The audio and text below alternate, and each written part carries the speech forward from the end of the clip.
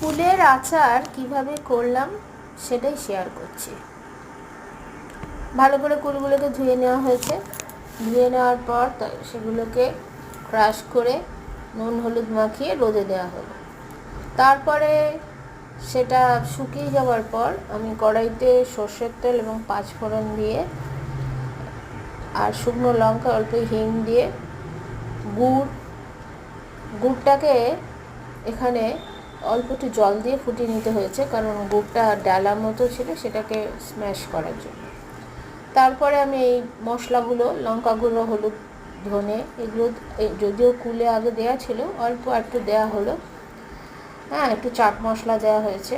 আর কুলগুলো তারপরে ওর মধ্যে দিয়ে ভালো করে, মানে যতক্ষণ না টেনে নিচ্ছে ততক্ষণ এটাকে রান্না করতে হবে। এই যে আমি এখানে কুলগুলো শুকানোর আগে নুন হলুদ দিয়ে ভালো করে চটকে মেখে রোদে দিয়েছি। এইভাবেই করেছি এবং ঘন হয়ে আসলে নামিয়ে দিতে হবে। দারুণ লাগে। শীতে বলো, গ্রীষ্মে বলো, যে কোনো সময় বলে, এটা সারা বছর রেখে দেওয়া যায় এইভাবে করলে। খাওয়ার সময় বা এমনিও খাওয়া যায়। টোপা কুলের আচার। ধন্যবাদ ভিডিওটি দেখার জন্য।